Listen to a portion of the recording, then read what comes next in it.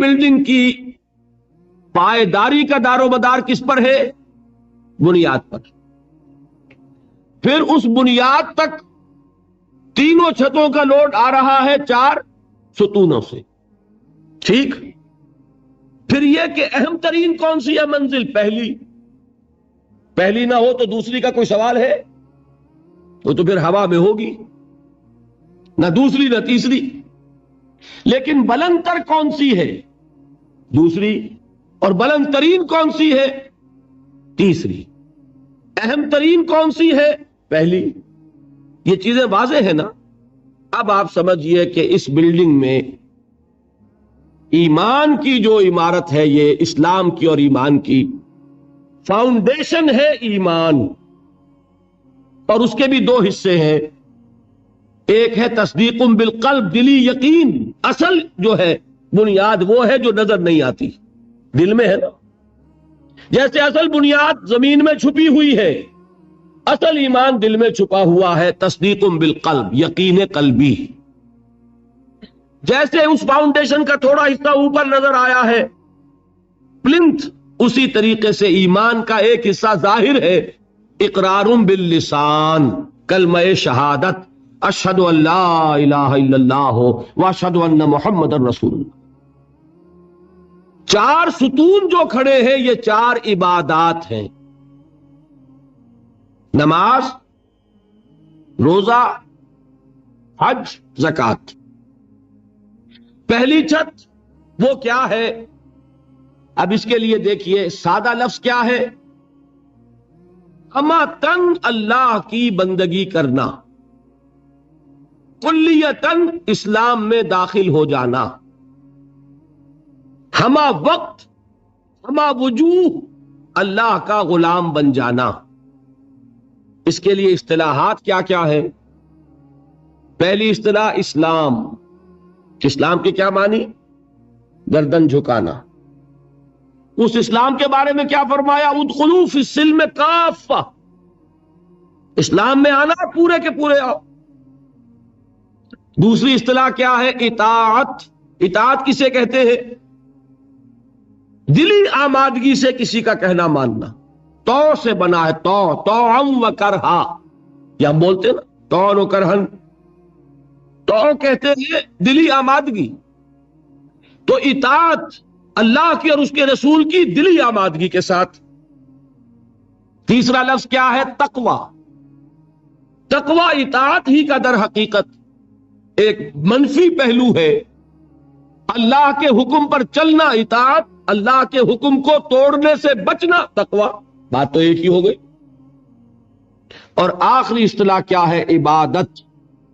عبادت بنا عبد سے، عبد کے معنی غلام، اللہ کی ہمہ وقت ہمہ تن غلامی. ایک ہوتا ہے ملازم.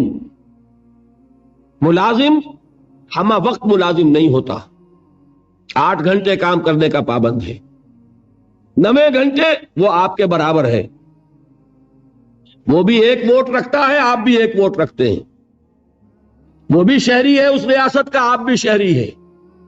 امپلائی ریلیشن شپ میں رتبے کا فرق نہیں ہوتا، کام کا کام مسئلہ ہے. آپ کام کر رہے ہیں، وہ آپ کو اجرت دے رہا ہے. 8 گھنٹے مزدور آپ کا کام کر رہا ہے، 9 گھنٹے، تو بالکل آپ کے برابر آزاد شہری. پھر یہ کہ ملازم اگر آپ نے رکھا ہے باورچی کی حیثیت سے، وہ آپ کا خانسامہ ہے، اس سے آپ یہ نہیں کہہ سکتے کہ میرا کموڈ بھی صاف کر دو. کہہ سکتے؟ وہ صاف جواب دے گا، جناب میں اس کام کے لیے ملازم ہوں، اس کے لیے ملازم نہیں ہوں. لیکن جو غلام ہوتا تھا عبد، وہ ہمہ وقت غلام، ہمہ تن غلام، جو حکم دیا جائے ماننے پہ مجبور، کسی وقت انکار نہیں، کسی کام سے انکار نہیں. وہ غلام جو مملوک تھا، آقا کی ملکیت تھا، اس کو عبد کہتے تھے. اس سے لفظ عبادت بنا. یا ایھا الناس اعبدوا ربکم، اے لوگوں اپنے رب کی بندگی اور عبادت اختیار کرو. اور فرمایا قرآن مجید میں وما خلقت الجن والانس الا لیعبدون، میں نے تو انسانوں اور جنوں کو پیدا ہی اس لیے کیا ہے کہ میری عبادت کریں۔ یہ تو غرض تخلیق ہے، غایت وجود ہے۔ اسی کو کہا شیخ سعدی نے ترجمانی کرتے ہوئے، زندگی آمد برائے بندگی، زندگی بے بندگی شرمندگی۔ زندگی تو اللہ نے دی ہمیں اس لیے۔ اب 4 الفاظ نوٹ کیے آپ نے، اسلام، اطاعت، تقوی، عبادت، صحیح ہے؟ ان میں 19-20 کا فرق ہے۔ اسلام کے معنی to surrender, to submit, to give up resistance, مخالفت چھوڑ دینا، ہتھیار رکھ دینا، گردن نہادن، سپردن، اپنے آپ کو حوالے کر دینا، یہ سب کیا ہے؟ اسلام۔ اطاعت اللہ کی اور اس کے رسول کی دلی آمادگی سے اس کا کہنا ماننا۔ تقوی اللہ کے کسی حکم کو نہ توڑنا، بچنا اس سے کہ اللہ کے کسی حکم کی خلاف ورزی ہو جائے۔ اور عبادت ہمہ تن، ہمہ وجوہ، ہمہ وقت اللہ کا بندہ بن جانا، یہ ہے پہلی چھت۔ اس میں ایک نوٹ ہے آف کوشن۔ ہمارا جو باتیں میں نے اب تک کہی ہیں اس میں کوئی چیز نئی نہیں ہے، آپ سب جانتے ہیں، ایک ایک بچہ جانتا ہے، لیکن ایک بات ہمارے ذہنوں سے نکل گئی اور اس نے سارا فطور پیدا کر دیا، وہ یہ کہ ہم یہ بھول گئے کہ یہ بندگی، یہ اسلام، یہ عبادت، یہ اطاعت جزوی نہیں ہو سکتی، کلی ہوگی۔ یہ نہیں کہ اللہ کے کچھ احکام قبول اور کچھ رد، کچھ سر پر، سر آنکھوں پر اور کچھ پاؤں تلے۔ یہ اگر ہوگا تو اس کے معنی کیا ہے؟ یہ تمسخر ہے، استہزاء ہے، ڈھٹائی ہے، مذاق اڑانا ہے اللہ کے دین کا۔ اور کل میں تجزیہ کر کے بتا چکا ہوں کہ اس میں جو چیز مانی جا رہی ہے وہ بھی اللہ کے حکم کی وجہ سے نہیں، اپنے نفس کی پسند کی وجہ سے۔ جو مانی جا رہی ہے وہ بھی اللہ کی اطاعت نہیں، نفس کی اطاعت۔ اور میں وہ آیت سنا چکا، افتؤمنون ببعض الکتاب وتکفرون ببعض، کیا تم ہماری کتاب اور شریعت کے ایک حصے کو مانتے اور ایک کو نہیں مانتے؟ سود کس نے حرام کیا؟ اللہ نے۔ سور کس نے حرام کیا؟ اللہ نے۔ شراب کس نے حرام کی؟ اللہ نے۔ بڑا دیندار بنا پھرتا ہے، شراب تو نہیں پیتا، سور نہیں کھاتا، سود کھاتا ہے۔ بتائیے کوئی منطقی اس کے لیے دلیل؟ اگر تو اللہ کی حرمت کی وجہ سے ہے تو میں دعوے سے کہتا ہوں کہ خنزیر کی حرمت اور شراب کی حرمت سود کی حرمت کے 100ویں حصے کے برابر بھی نہیں۔ حدیث سنا چکا ہوں آپ کو، الربا 70 جزءا، سود کے گناہ کے 70 حصے ہیں، ایسروہا، اس میں سب سے ہلکا حصہ اس کے مساوی ہے، ان ينكح الرجل امہ، کہ کوئی شخص اپنی ماں سے زنا کرے۔ اب آپ کیلکولیشن لگا لیجیے، کیا سور کے کھانے پر اللہ کی طرف سے اعلان جنگ آیا ہے؟ کیا شراب کے پینے پر اللہ کی طرف سے اعلان جنگ آیا ہے؟ شراب کے بارے میں تو تسلیم کیا گیا اس میں کچھ خیر بھی ہے، نفع بھی ہے، لیکن اس کو ہم نے حرام اس لیے کیا ہے کہ اس کے مضرت کا پہلو، گناہ کا پہلو اس کے منفعت کے پہلو سے زیادہ ہے۔ یسألونک عن الخمر والمیسر قل فیہما اسم کبیر ومنافع للناس واسمہما اکبر من نفعہما، یہ فرمایا نا۔ لیکن حرام اور سود پر کہا کہ اگر باز نہیں آتے فَأَذَنُوا بِحَرْبٍ مِّنَ اللَّهِ وَرَسُولِهِ، تو کان کھول کر سن لو اللہ اور اس کے رسول کی طرف سے اعلان جنگ۔ یہ بات اچھی طرح سمجھنے کی، یہ بندگی پارشل نہیں ہو سکتی، کمپلیٹ ہوگی۔ اسلام میں آنا ہے تو پورے کے پورے میں آنا ہوگا، ادھورے میں نہیں آئے۔ ادھورے میں آتے ہو تو جاؤ، دفع ہو جاؤ، ہمارے ہاں قبول نہیں۔ ہاں کسی وقت غلطی ہو جائے، کل بیان کر چکا ہوں، خطا ہو جائے، ٹو ایرر از ہیومن۔ حضور نے فرمایا کل بنی آدم خطاؤون وخیر الخطائین التوابون، تمام انسان خطا کار ہیں، خطا کاروں میں بہترین وہ ہے جو توبہ کرے۔ لیکن توبہ کی بھی قرآن مجید میں شرح کر دی. ایک توبہ وہ ہوتی ہے ساری عمر حرام خوری کرتے رہو اور موت کے وقت آگے ہاتھ جوڑ دو، وہ توبہ قبول نہیں ہوگی.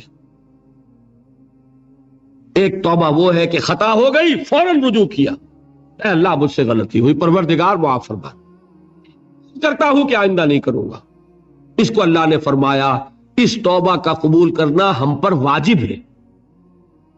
انما التوبۃ علی اللہ للذین یعملون السوء بجہالۃ ثم یتوبون من قریب.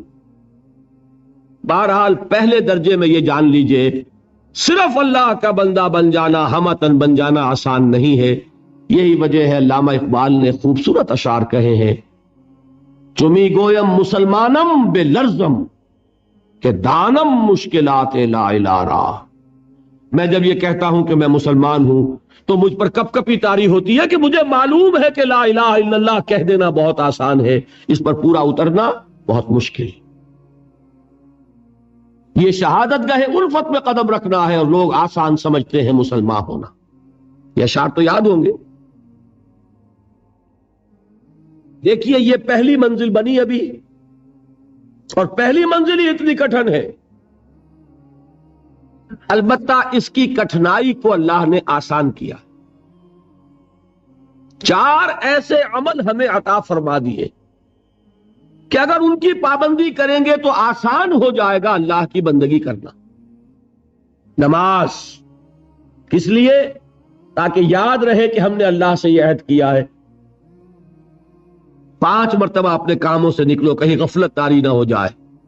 آؤ اپنے عہد کو تازہ کرو. ایاک نعبد و ایاک نستعین، پروردگار میں عہد کرتا ہوں، تیری ہی بندگی کرتا ہوں اور کروں گا، اور تجھ ہی سے مدد چاہتا ہوں اور چاہوں. حفیظ جالندری کا ایک بڑا پیارا شعر ہے، سجدے میں گر کر آدمی کیا کرتا ہے. بڑا پیارا شعر ہے، سرکشی نے کر دیے دھندلے نقوش بندگی، آؤ سجدے میں گریں لوح جبیں تازہ کریں. ہمارے تو ماتھے پہ لکھا ہونا چاہیے کہ یہ بندہ ہے، اللہ کا بندہ. سرکشی جو ہے اس کی وجہ سے یہ نقش کچھ مدھم ہو گئے ہیں. سجدے میں گرو اور تازہ کرو تاکہ وہ نقش بندگی جو ہے پھر اجاگر ہو جائے. سرکشی نے کر دیے دھندلے نقوش بندگی، آؤ سجدے میں گریں لوح جبیں تازہ کریں. نماز کیا ہے؟ بندگی کے اقرار کو تازہ کریں. پھر اس عبادت میں آڑے آتے ہیں انسان کے نفسانی خواہشات. اس نفسانی خواہشات کا مقابلہ کرنے کے لیے کیا دیا؟ روزہ. حضور نے فرمایا الصوم جنتن، روزہ ڈھال ہے. نفس کا حملہ کس پر روکو گے؟ روزے کی ڈھال پر. پیٹ کھانے کو مانگتا ہے لیکن اپنے اندر ضبط پیدا کرو. 1 مہینے تک صبح سے شام تک شدید بھوک کے باوجود نہیں کھا رہے، حلال چیزیں نہیں کھا رہے، بہترین پھل موجود ہے فریج کے اندر، حلق میں کانٹے پڑ رہے ہیں اور فریج کے اندر روح افزا کی بوتل موجود، نہیں پی رہے. کیوں؟ کہ اللہ کا حکم نہیں. اگر اس کی عادت ہو جائے گی تو بقیہ 11 مہینے حرام سے تو بچو گے کہ نہیں. یہ مشق ہے، یہ بندگی کی مشق کرائی جا رہی. پریڈ کرتا ہے ایک فوجی کس لیے؟ جس وقت پریڈ کر رہا ہے اس وقت جنگ تو نہیں ہو رہی نا، لیکن مشق کرے گا تو چاق و چوبند رہے گا کہ جب جنگ ہوگی تب بھی یہ چاق و چوبند رہے اور ایک کوشن پر موو کرے، ایک کمانڈ کے اوپر آگے ٹوٹ پڑے. اس کی عادت کرنی پڑتی ہے. تو نفس کے حملوں کو روکنے کی عادت پیدا ہوئی کس سے؟ روزے سے. اللہ کی بندگی میں ایک بہت بڑی رکاوٹ ہے مال کی محبت. مال محبوب ہے، یہ تو میں آپ کو اقسام شرک میں بتاؤں گا. زر پرستی بھی شرک ہے جسے کوئی نہیں جانتا. قبر پرستی کو تو جانتے ہیں شرک ہے اور ہے. زر پرستی بھی شرک ہے، یہ کسی کو پتا نہیں. اور نفس پرستی بھی شرک ہے، یہ کسی کو پتا نہیں. یہ تو وہ موضوع آئے گا اب انشاءاللہ. لیکن ذہن میں رکھیے سب سے بڑی دل کے اندر جو نجاست ہے وہ حب مال کی ہے، مال کی محبت۔ اس کو کھرچنے کے لیے کیا چیز عطا فرمائی؟ زکوٰۃ۔ مال نکالو، اور یہ ساری برکات جمع کر دی کس میں؟ حج میں۔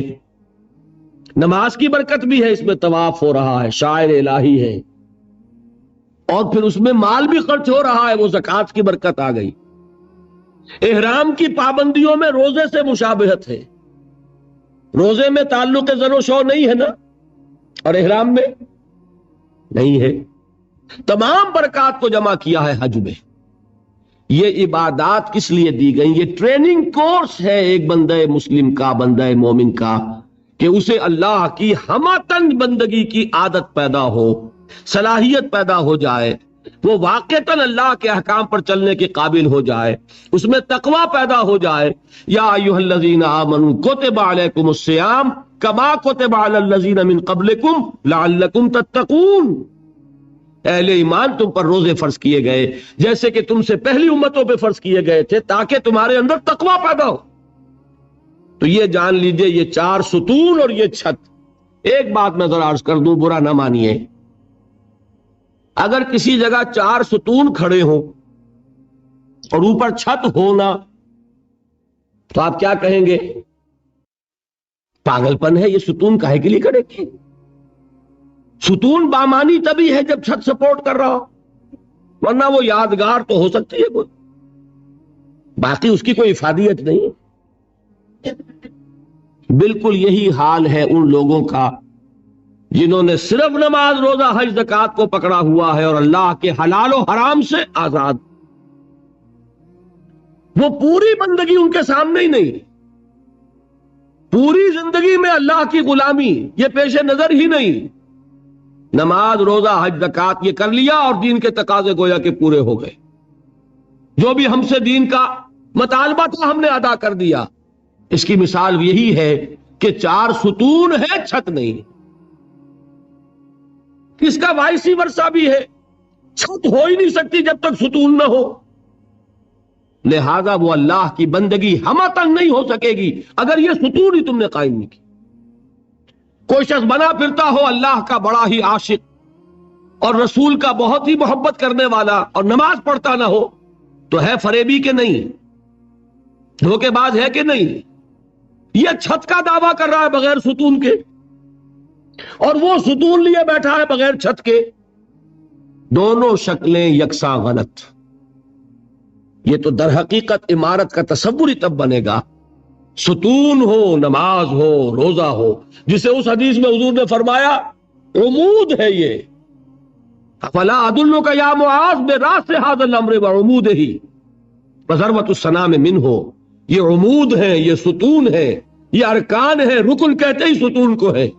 ان ستونوں پر پہلی چھت آئی، وہ پہلی چھت کاہے کی ہے؟ اسلام کی، عبادت کی، تقوی کی، اطاعت کی، جو ہمہ ہوگی، جو ہمہ وقت ہوگی، ہمہ وجوہ ہوگی۔ یہاں تک تو بات کل بھی کچھ آ گئی تھی، اب اگلے پر آئیے۔ دوسری چھت کون سی ہے؟ وہ ہے دعوت، تبلیغ، امر بالمعروف نہی عن المنکر، تواصی بالحق، شہادت حق۔ اس کے لیے بے شمار اصطلاحات ہیں۔ قرآن مجید چونکہ آپ کو میں پہلے دن بتا چکا ہوں عربی فصاحت، بلاغت، ادبیت کی معراج ہے، اور ادبیت کا ایک تقاضا یہ بھی ہوتا ہے کہ الفاظ بدل بدل کر لائے جائیں، ورنہ مونوٹنی پیدا ہو جاتی ہے، جی اکتاتا ہے۔ میر کا ایک مصرع ہے کہ ایک پھول کا مضمون ہو تو 100 رنگ سے باندھوں، دعویٰ کر رہے ہیں ایک پھول کا مضمون ہو تو 100 رنگ سے باندھوں۔ یہ اپنی فصاحت اور بلاغت اور طلاقت لسانی کا اظہار کر رہے ہیں۔ قرآن مجید کے اندر بھی آپ کو یہ حسن ملے گا بتمام و کمال، ایک ہی بات کے لیے کئی اصطلاحات۔ اچھا یہ کہ 19-20 کا فرق ضرور ہوگا ان میں، یہ نہیں ہے بالکل ایک ہو، لیکن بہت قریب قریب۔ میں نے بتایا اسلام، اطاعت، تقوی، عبادت تقریباً ایک مفہوم ہے، لیکن تھوڑا تھوڑا فرق ہے۔ اسی طریقے سے دوسری چھت جو ہے عمل صالح کی دوسری منزل، اس کے لیے الفاظ کیا ہے؟ دعوت، تبلیغ، نصیحت، وعظ، تلقین، تعلیم، انذار، تبشیر، تذکیر، امر بالمعروف، نہی عن المنکر، اور سب سے جامع اصطلاح شہادت علی الناس۔ بات سمجھ میں آئی؟ تعلیم میں کیا ہوتا ہے؟ کوئی بات آپ کسی کو سکھا رہے ہیں، ہمارے تبلیغی بھائی ہوتے ہیں، بھائی تعلیم ہو رہی ہے، تعلیم کائے کے لیے ہوتی ہے؟ وہ بھی تبلیغ کی ایک شکل ہے نا۔ کوئی کتاب لے کر بیٹھ کر پڑھ رہے ہیں، درس کائے کے لیے ہے؟ یہ بھی تبلیغ ہے۔ تقریر جو میں کر رہا ہوں یہ کیا ہے؟ یہ تبلیغ ہے۔ اور وصیت، نصیحت، وعظ، یہ کیا ہے؟ یہ بھی کسی کو کوئی بات سمجھانی ہے، آمادہ کرنا ہے۔ امر بالمعروف، نیکی کا حکم دینا، نہی عن المنکر، اور بدی سے روکنا، یہ کیا ہے؟ یہ بھی دعوت و تبلیغ ہے۔ تذکیر کے معنی نصیحت، فذکر بالقرآن من یخاف وعید۔ تبشیر کے معنی بشارت، یعنی پیٹھ ٹھوکنا کہ اگر سیدھے راستے پر آؤ گے اللہ تعالیٰ تمہارے لیے تمہیں اجر و ثواب سے نوازے گا۔ انذار کے معنی خبردار کرنا، میں نے وہ آیات آپ کو سنائی تھی، وَمَا أَرْسَلْنَاكَ إِلَّا مُبَشِّرًا وَنَذِيرًا، اے نبی ہم نے نہیں بھیجا ہے آپ کو مگر بشیر اور نذیر بنا کر، خبردار کرنے والے اور بشارت دینے والے۔ اور اس کی جامع ترین اصطلاح ہے شہادت علی الناس، لوگوں پر حجت قائم کر دینا۔ حجت کس لیے قائم کرنا؟ اس بات کو ذرا آپ اچھی طرح سمجھیے۔ یہ در حقیقت فریضہ ہے رسالت کا۔ اللہ تعالیٰ رسول کیوں بھیجتا رہا؟ میں نے کل بھی الفاظ کہے تھے، یہاں نہیں دبئی میں، اس وقت پھر دوہرا رہا ہوں، معاذ اللہ بات سمجھانے کے لیے، یہ کوئی اللہ کا مشغلہ تھا؟ کیا ہابی تھی؟ ایک بہت اہم مسئلہ ہے، رسول کیوں بھیجے جاتے تھے، پھر یہ سلسلہ کیوں ختم ہو گیا؟ اور اگر رسالت کسی مقصد کے لیے تھی تو آیا وہ مقصد ختم ہو گیا؟ اور اگر وہ مقصد ختم نہیں ہوا تو رسالت ختم ہو گئی، اب وہ مقصد کیسے پورا ہوگا؟ 4 سوال ہو گئے، چاروں کا جواب ہوگا تو بات کھلے گی۔ رسول کس لیے بھیجے جاتے تھے؟ دعوت، انذار، تبشیر، کس لیے؟ دیکھیے سورہ نساء کی آیت ہے، اللہ تعالیٰ توفیق دے آپ کو، 6واں پارہ شروع ہوتا ہے، وہاں یہ مقام ملے گا۔ بہت سے رسولوں کا اللہ نے وہاں نام لیا ہے، بعض مقامات قرآن مجید کے ہیں جہاں انبیاء اور رسولوں کے ناموں کے گلدستے ہیں، 16 نام، 17 نام، 20 نام مل جائیں گے آپ کو، 28 نام۔ ایک گلدستہ ہے سورہ نساء میں 6 پارے کے شروع، تمام رسولوں کا نام لے کر اب فرمایا رسلا مبشرین ومنذرین لئلا یکون للناس علی اللہ حجۃ بعد الرسل وکان اللہ عزیزا حکیما۔ ہم نے اپنے رسولوں کو بھیجا مبشر اور نذیر بنا کر، تاکہ رسولوں کے آنے کے بعد لوگوں کے پاس اللہ کے مقابلے میں کوئی حجت باقی نہ رہ جائے۔ کیا معنی اس کے؟ اللہ پوچھے گا تم شراب کیوں پیتے رہے؟ اے اللہ تو نے ہمیں بتایا نہیں کہ حرام ہے، دلیل ہو جائے گی کہ نہیں؟ ہمیں بتایا ہی نہیں کہ حرام ہے، جب تک قرآن میں آیت نہیں اتری کہ آخری آیت کے حرام ہے صحابہ پیتے رہے کہ نہیں؟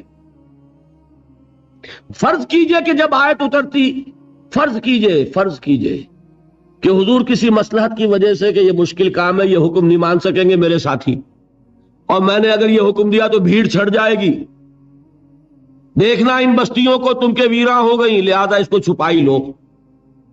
اگر بالفرض حضور چھپا لیتے اس حکم کو اور صحابہ شراب پیتے رہتے تو اللہ تعالیٰ کے ہاں جواب دہی کس کے ذمہ ہوتی؟ سمجھ رہے ہیں کہ نہیں؟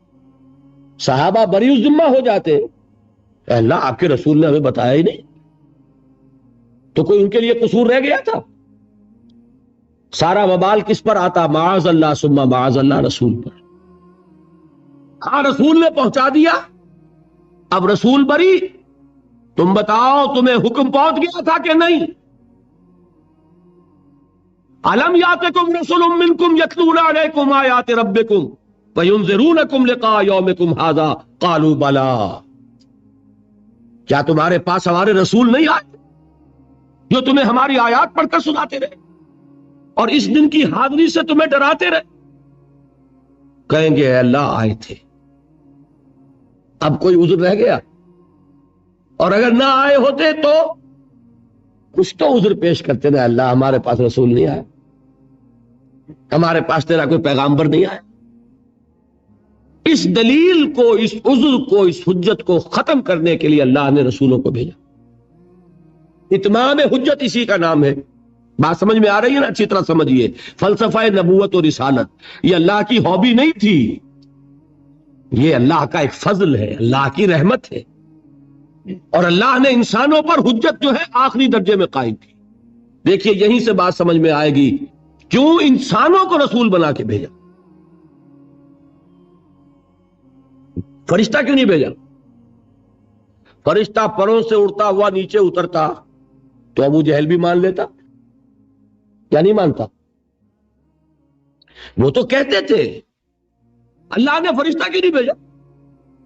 हमारे जैसा इंसान, वही दो आंखें, वही दो हाथ, वही दो पांव, अभी चंद साल पहले तक कारोबार कर रहे थे, करते थे कि नहीं? तिजारती सफर कर रहे थे, खाना भी खाते हैं, भूख भी लगती है इन्हें, ताल्लुक़े ज़नो शौ भी है, औलाद भी हुई है इनके, इनको क्यों रसूल बनाया? ये सबसे बड़ी दलील रही है कुफार की। अल्लाह ने क्यों बनाया?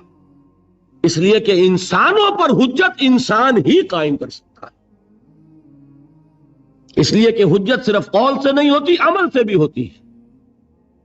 सच बोलो तो सब कह देंगे, सच बोलकर दिखाना, जब तक यह ना हो हुज्जत कायम नहीं होगी। समझ रहे हैं कई बात? कम न तोलो, सभी जानते हैं, लेकिन कोई दुकानदार हो और कम न तोले, अब हुज्जत कायम हुई। अल्लाह की बंदगी के सिवा किसी की बंदगी ना करो, कहना आसान है, लेकिन यह कहना कि देखो मैं सिर्फ अल्लाह का बंदा हूं, यह बहुत मुश्किल है। इन्नी अब्दुल्लाह अना अव्वलुल मुस्लिमीन, मैं तुम्हें इस्लाम की दावत दे रहा हूं तो ऐ लोगों पहले मुसलमान मैं हूं, जो हुक्म तुम्हें दे रहा हूं पहले उस पर अमल कर रहा हूं। और अगर वो होते फरिश्ते तो हम तो बड़े सुकरात और बुकरात ने हम कहते जी इन्होंने कर दिया तो कौन सा कमाल है, इन्हें ना पेट लगा, ना जोरू, ना जाता, कुछ नहीं। ये अगर कर दें तो कोई कमाल की बात नहीं है, लेकिन इंसान के लिए नामुमकिन है। दरमियाने कारे दरिया तख्ता बंदम कर दई, बाज भी गोई के दामन तरमकुन होशियार बाश। पेट हमें लगा दिया, शहवत हमारे साथ चिपटा दी, फिर कहते देखो सीधे रहो। लेकिन ये सब कुछ जिसके साथ लगी हुई थी उसने जब वो सीधी जिंदगी गुजार कर दिखाई, अब हुज्जत कायम। बात समझ में आई? अच्छा, रिसालत किस लिए थी? हुज्जत कायम करने के लिए। इसी के लिए दावत, इसी के लिए तबलीग, इसी के लिए तलकीन, इसी के लिए नसीहत, इसी के लिए तज़कीर, इसी के लिए इंजार, इसी के लिए तबशीर, इसी के लिए अम्र बिल मारूफ, इसी के लिए नही अनिल मुनकर। सही? अच्छा, अब सोचिए, अगर रिसालत का मकसद था इंसानों पर हुज्जत कायम करना, तो क्या इंसान खत्म हो गए? फिर रिसालत क्यों खत्म हो गई? क्यों गए होंगे? अकली बात है कि नहीं? और आप सुन लीजिए, यही जगह है जहां से धोखा खाया और धोखा दिया गुलाम अहमद कादियानी ने।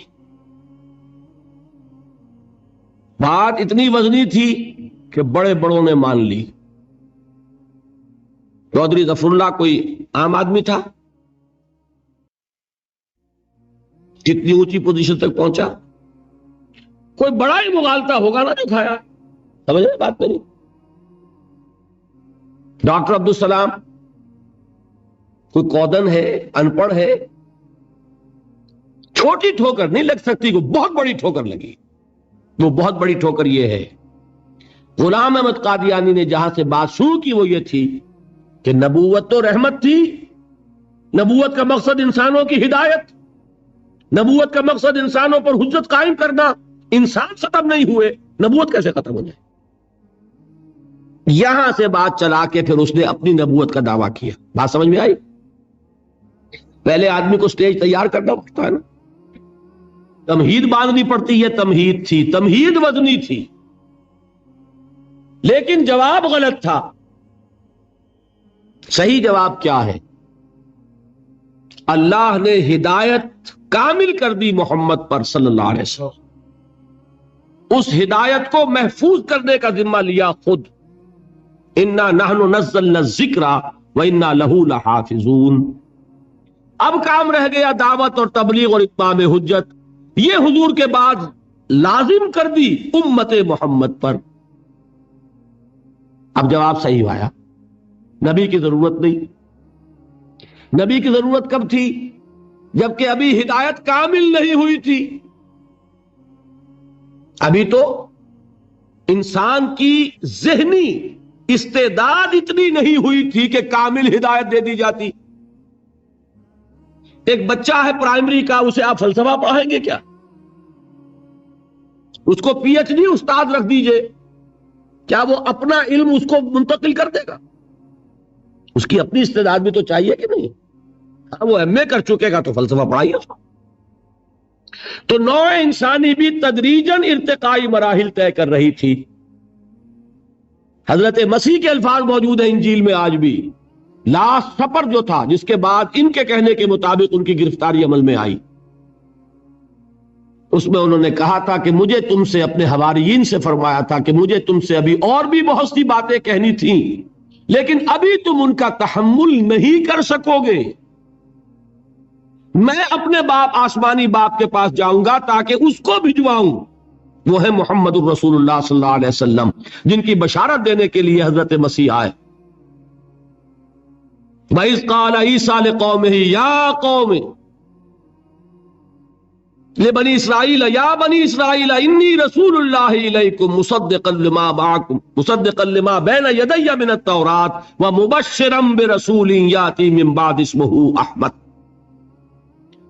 معلوم یہ ہوا کہ انسان جب میچور ہو گیا ذہنی اور فکری اعتبار سے تو الہدا دے دی گئی. یہی وجہ ہے تورات کی حفاظت کا ذمہ اللہ نے نہیں لیا. سوچا کبھی آپ نے کیوں؟ کیا تورات اللہ کی کتاب نہیں تھی؟ اور اللہ اس کی حفاظت کا ذمہ لیتا تو کیا اس میں تحریف کر سکتا تھا کوئی؟ پھر کیا وجہ ہے کیوں نہیں ذمہ لیا اللہ نے؟ اور برا نہ مانیے، اگر اللہ نے قرآن کی حفاظت کا ذمہ نہ لیا ہوتا تو قرآن محفوظ رہ جاتا. ہم ان سے بڑھ کر تحریف کرتے. ترجموں میں ہم نے تحریفیں کی ہوئی ہیں، تفسیروں میں ہم نے تحریفیں کی ہوئی ہیں. خود بدلتے نہیں، قرآن کو بدل دیتے ہیں. ہوئے کس درجہ فقیہان حرم بے توفیق. اسی قرآن میں ہے اب تر کے جہاں کی تعلیم، جس نے مومن کو بنایا ماہو پروی کا امیر. یہ سب کچھ تو ہم نے کیا کہ نہیں کیا؟ ہاں، متن کا پر ہمارا بس نہیں چلا. کیوں؟ اللہ نے ذمہ لیا. اللہ ذمہ لیتا تورات کا تو اس میں نہیں ہو سکتی تھی، انجیل میں نہیں ہو سکتی تھی. اب یہ ترجیح جو قرآن کو دی کیوں دی؟ اہل منطق کہتے ہیں ترجیح بلا مرجح، بغیر کسی سبب کے ترجیح دینا تو ظلم ہے. آپ دونوں کا حق برابر ہو، آپ کو ترجیح دے دی جائے، ظلم کہیں گے کہ نہیں؟ اس کو کوئی بنیاد ہونی چاہیے، مرجح ہونا چاہیے، ترجیح کے لیے کوئی سبب ہونا چاہیے تو ترجیح دی جا سکتی ہے. تو یہ ترجیح بلا مرجح نہیں ہے. مرجح یہ ہے تورات ابھی انٹرم پیریڈ کے لیے ہدایت نامہ تھا، انجیل ابھی درمیانی عرصے کے لیے ہدایت نامہ تھا، ابدی اور کامل ہدایت نامہ آنے والا تھا. تو ان کو پریزرو کرنے کی ضرورت کیا تھی؟ ہاں، ابدی ہدایت نامہ آیا، اس کو محفوظ کر دیا. اب تا قیام قیامت اس کے اندر کوئی تحریف ممکن نہیں. اب ہدایت کامل ہو گئی، وحی کی کھڑکی بند. اب کام کیا ہے؟ اس کو پہنچانا. محمد نے پہنچا دیا امت کو صلی اللہ علیہ وسلم. اب امت کی ڈیوٹی ہے تا قیام قیامت اس کو پہنچانا، ہر انسان کو پہنچانا. نہیں پہنچائیں گے تو انسانوں کی گمراہی کے ذمہ دار عدالت خداوندی میں مسلمان شمار. منطقی نتیجہ ہے کہ نہیں؟ اگر حضور نہ پہنچاتے بالفرض تو لوگوں کی گمراہی کا وبال کس پر ہوتا؟ دیکھیے یہ وجہ ہے حضور نے حجۃ الوداع میں گواہی لی ہے. 1.25 لاکھ یا 1,40,000 کا مجمع تھا صحابہ کرام کا. 23 برس کی محنت شاقہ، کیا کیا مصیبتیں اٹھائی ہیں، کیا کیا تکلیفیں جھیلی ہیں، کیسی مشقت، ناقابل تصور مشقت. 3 سال کی شیب بنی ہاشم کی محصوری، یوم طائف، یوم احد، غار ثور، میدان بدر، غزوہ احزاب یاد ہے. لیکن 23 برس کی محنت کا حاصل اللہ نے کوشش کو سفل کر دیا، بارآور کر دیا. جزیرہ نما عرب سے شرک کا، کفر کا خاتمہ ہو گیا. جاء الحق وزهق الباطل ان الباطل کان زہوقا. اور اب 1.25 لاکھ کا مجمع ہے کلمہ گو. حضور نے خطبہ ارشاد فرمایا، مشہور خطبہ. آخر میں سوال کیا، الا هل بلغت، لوگوں میں نے پہنچا دیا کہ نہیں؟ اور جواب دیا پورے مجمع نے بیک زبان، انا نشهد انک قد بلغت الرسالۃ وادیت الامانۃ ونصحت الامۃ وکشفت الغم. ہاں حضور ہم گواہ ہیں، آپ نے رسالت کی ادائیگی کا حق ادا کر دیا، امانت کی ادائیگی کا حق ادا کر دیا، ہماری خیر خواہی کا حق ادا کر دیا، اور گمراہی کے اندھیروں کے پردوں کو چاک کر دیا. 3 دفعہ سوال کیا، 3 دفعہ جواب لیا. یہ حضور کا عام معمول بھی تھا. کی وجہ یہ کہ لاؤڈ سپیکر تو تھے نہیں. ہوتا کیا تھا، مجمع بیٹھا، ایک طرف داہنی طرف رخ کیا، بات کی، پھر سامنے رخ کیا، پھر وہ بات دہرائی. جب داہنی طرف رخ ہے بائیں والوں کو نہیں سنائی دے گا، پھر بائیں جانب رخ فرمایا اور بات کر 3 مرتبہ. انا نشهد انک قد بلغت الرسالۃ وادیت الامانۃ ونصحت الامۃ وکشفت الغم. اب اس کے بعد حضور نے نگاہ اٹھائی آسمان کی جانب، انگشت شہادت سے اشارہ کیا، وہ بھی 3 مرتبہ، پہلے آسمان کی طرف پھر لوگوں کی طرف. کیا الفاظ ادا فرمائے، اللہم اشہد، اللہم اشہد، اللہم اشہد. اے اللہ تو بھی گواہ رہے، یہ مان رہے ہیں کہ میں نے پہنچا دیا. اس کو میں کہا کرتا ہوں، انگریزی میں اس کا مفہوم آپ ادا کریں گے، سائی آف ریلیف. ایک بارے گراں تھا، ایک سبکدوشی کا احساس ہو گیا، آج وہ ذمہ داری ادا ہو گئی. انا سنلقی علیک قولا ثقیلا، اے نبی ہم آپ پر بڑی بھاری بات ڈالنے والے ہیں. وہ بھاری بوجھ آج اتر گیا. اس کے بعد آپ نے فرمایا فَلْيُبَلِّغِ الشَّاهِدُ الْغَائِبَ، اب پہنچائیں وہ جو یہاں ہیں ان کو جو یہاں نہیں. یہ بوجھ میرے کندھے سے اتر کر اب تمہارے کندھوں پر آ گیا ہے. میں صرف تمہارے لیے رسول ہو کر نہیں آیا، میری رسالت ہے آفاقی. وَمَا أَرْسَلْنَاكَ إِلَّا كَافَّةً لِلنَّاسِ بَشِيرًا وَنَذِيرًا. اے نبی ہم نے آپ کو نہیں بھیجا ہے مگر پوری نوع انسانی کے لیے بشیر اور نذیر بنا کر. سمجھ میں آ رہا ہے؟ ابھی تک حضور نے کہاں تک بات پہنچائی؟ حق تو ادا کیا ہے اور حق قائم کر دیا اتمام حجت کے درجے میں. کس پر؟ اہل عرب پر. ایران کے تو صرف بادشاہ کے پاس سے خط پہنچا ہے نا، اور اس بدبخت نے وہ خط بھی پھاڑ دیا. اسے ہی شائع کر دیتا، پبلش کر دیتا، ہر ایرانی تک پہنچا دیتا، تو کم سے کم حضور کا دعوی نبوت تو پہنچ گیا ہوتا. اسے تو وہی پھاڑ دیا. تو کیا ایرانیوں کو تبلیغ ہو گئی؟ رومیوں کو ہو گئی؟ آپ کہہ سکتے ہیں کہ خطوط پہنچ گئے حضور کے، لیکن کیا ہندیوں کو ہو گئی؟ وہاں تو خط بھی نہیں پہنچا. کیا چینیوں کو ہو گئی؟ کون کرے گا یہ ہے وہ ذمہ داری کا بوجھ جو امت کے کاندھے پر منتقل ہو گیا. اب یہ شہادت علی الناس کی ذمہ داری ہے مسلمانوں، تم پر ہے. کل میں نے سورہ حج کی آخری 2 آیات تلاوت کی تھی. آخری آیت کیا ہے؟ وَجَاهِدُوا فِي اللَّهِ حَقَّ جِهَادِهِ. اے مسلمانوں، اللہ کے لیے محنتیں کرو جیسی کہ محنت کا حق ہے. کس لیے کرو؟ یہ ذرا میں آیت لمبی ہے، مختصر کر رہا ہوں درمیان کا حصہ چھوڑ کر. لِيَكُونَ الرَّسُولُ شَهِيدًا عَلَيْكُمْ وَتَكُونُوا شُهَدَاءَ عَلَى النَّاسِ. تاکہ تم بنو گواہ لوگوں پر اور رسول بنے گواہ تم پر.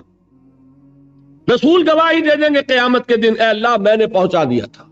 بری ہو جائیں گے. اب ذمہ داری تمہاری ہوگی، اپنا حساب بھی دو اور مزید دوسروں تک پہنچانے کی ذمہ داری تم پر تھی. تم نے پہنچایا کہ نہیں؟ اے اللہ یہ تو نہیں کیا. کیا نتیجہ نکلا؟ لوگوں کی گمراہی کے ذمہ دار کون؟ تم. سمجھ رہے اہمیت؟ اسی کو سورہ بقرہ میں دہرایا، وَكَذَلِكَ جَعَلْنَاكُمْ أُمَّةً وَسَطًا لِتَكُونُوا شُهَدَاءَ عَلَى النَّاسِ وَيَكُونَ الرَّسُولُ عَلَيْكُمْ شَهِيدًا.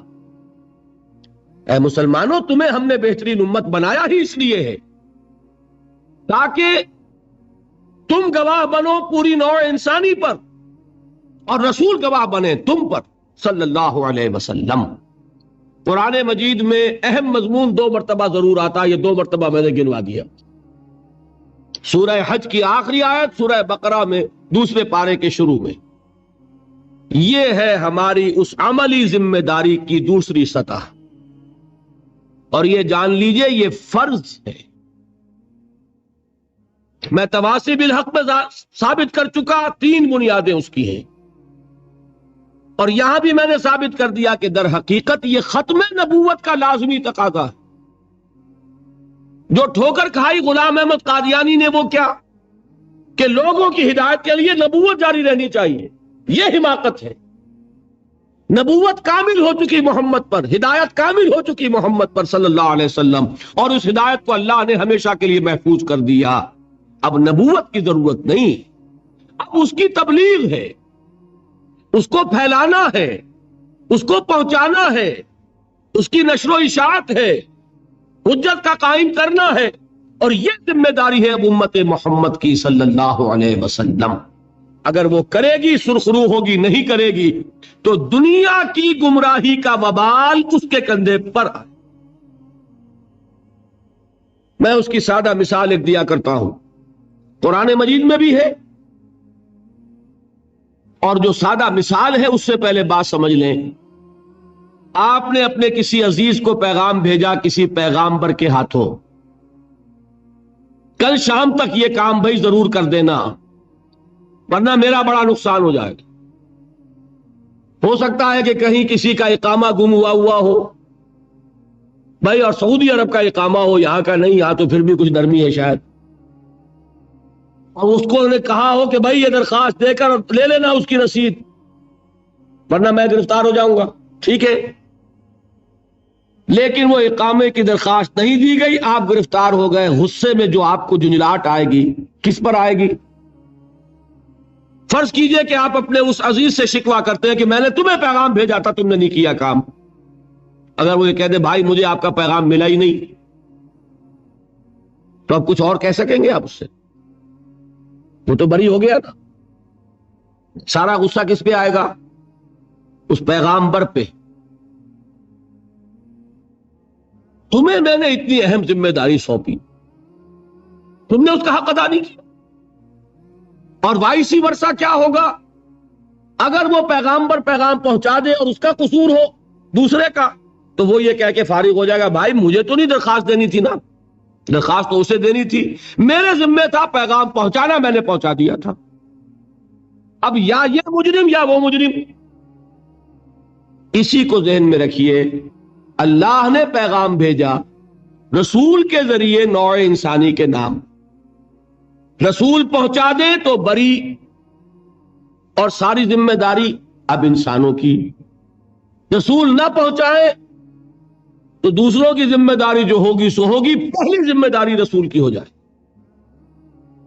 اسی وجہ سے فرمایا گیا سورہ مائدہ میں، یا ایھا الرسول بلغ ما انزل الیک من ربک وان لم تفعل فما بلغت رسالتہ، اے رسول صلی اللہ علیہ وسلم پہنچا دیجئے جو کچھ کہ آپ پر نازل کیا گیا آپ کے رب کی طرف سے، اور اگر آپ نے بالفرض ایسا نہ کیا تو رسالت کا حق ادا نہیں ہوگا۔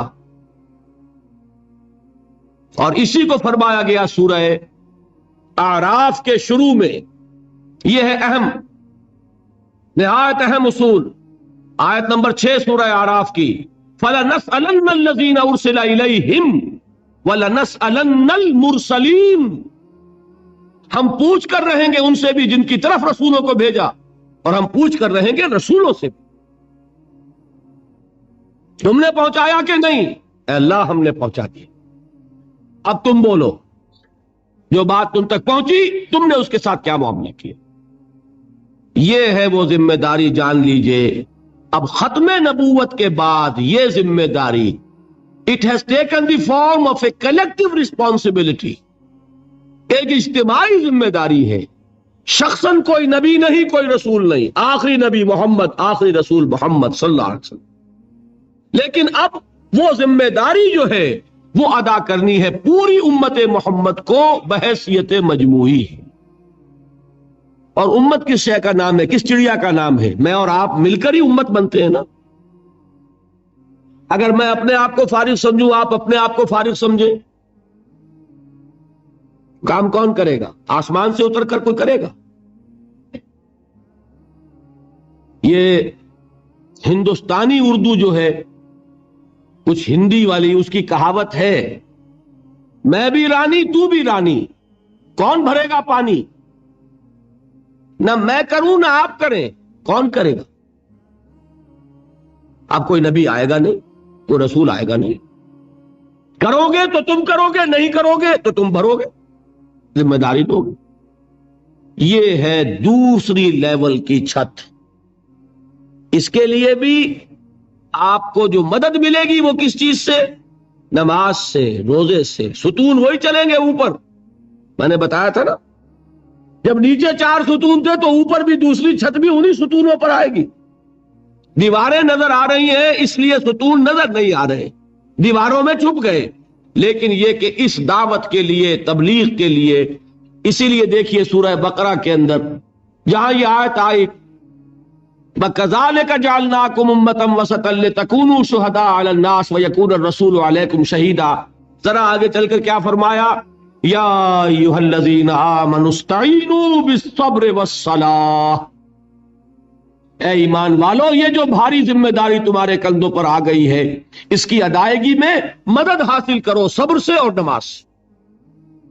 وہ نماز ہی ہوگی جو انسان میں وہ قوت پیدا کرے گی، وہ صلاحیت پیدا کرے گی، روزہ ہوگا، حج ہوگا، زکوٰۃ ہوگی، جو اس کے لیے بھی، جو بندگی رب کے لیے بھی سہارا ہے، اور پھر دعوت و تبلیغ کے لیے بھی اسی سے قوت حاصل ہوئی۔ اب آئیے تیسری چھت، یہ ہے سب سے اہم، سب سے مشکل، سب سے کٹھن، سب سے بلند۔ میں نے عرض کیا تھا کہ پہلی چھت ہے اہم ترین اور تیسری چھت ہے بلند ترین، اس لیے میں نے کہا سب سے اونچی منزل یہ ہے۔ وہ اونچی منزل کیا ہے کہ دین کو صرف پہنچا دینے پر ذمہ داری ختم نہیں ہو جائے گی، دین کو بالفعل غالب کرو۔ ہم نے تمہیں ایک نظام دیا ہے، اس نظام کو قائم کرو۔ ہم نے تمہیں شریعت دی ہے، قانون دیا ہے، اس شریعت اور قانون کو نافذ کرو۔ ایک بات تو یہ ہے نا کہ میرے ذمے پہنچا دینا تھا، میں نے پہنچایا، چھٹی، اب آپ جانے، آپ کا کام۔ ایک یہ کہ نہیں، صرف پہنچانا نہیں ہے، قائم کرنا ہے، غالب کرنا ہے، اللہ کا بول بالا کرنا ہے، اللہ کے دین کو نافذ کرنا ہے، اللہ کے قانون کو جاری کرنا ہے، رائج کرنا ہے۔ یہ جو ہے تیسری منزل، اس کے لیے بھی 4 اصطلاحات ہیں قرآن کی۔ سب سے پہلے سورہ مدثر جو ابتدائی سورت ہے قرآن مجید کی، یا ایھا المدثر قم فانذر وربک فکبر، اے لحاف میں لپٹ کر لیٹنے والے صلی اللہ علیہ وسلم، کھڑے ہو جاؤ، کمر کسو، اپنی جد و جہد کا آغاز کرو، لوگوں کو خبردار کرو، اور اپنے رب کی بڑائی کرو۔ بڑائی کرو کہ کیا مانی؟ صرف اللہ اکبر کہہ دو تو فارغ ہو جاؤ گے؟ نہیں، تکبیر کے معنی کیا ہے؟ اللہ کو بڑا کرو۔ اتنی عربی تو آتی ہوگی۔ تکبیر کے معنی بڑا کرنا، تصغیر کے معنی چھوٹا کرنا۔ اس میں تصغیر کتاب سے کتابچہ، ٹھیک ہے۔ تسہیل کے معنی آسان کرنا، تسہیل الاملا۔ اللہ کو بڑا کرو، کیا معنی؟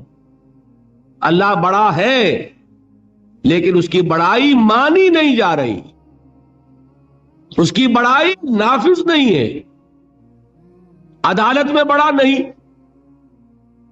یہاں تو پھر بھی ہے کچھ، میں نے آج ہی اخبار میں پڑھا ہے کہ ایک زانی ہے، اس کو رجم کیا جائے گا۔ معلوم ہوا کہ عدالت میں اللہ بڑا ہے، اللہ کا رسول، ان کا حکم بڑا ہے۔ چور ہوگا، ہاتھ کاٹا جائے گا، لیکن جس عدالت میں چور کا ہاتھ نہ کٹ رہا ہو، وہاں کون بڑا ہوا؟ جو دوسرا قانون ہے جس نے بنایا وہ بڑا، اللہ کا قانون چھوٹا۔ اللہ کا قانون چھوٹا تو اللہ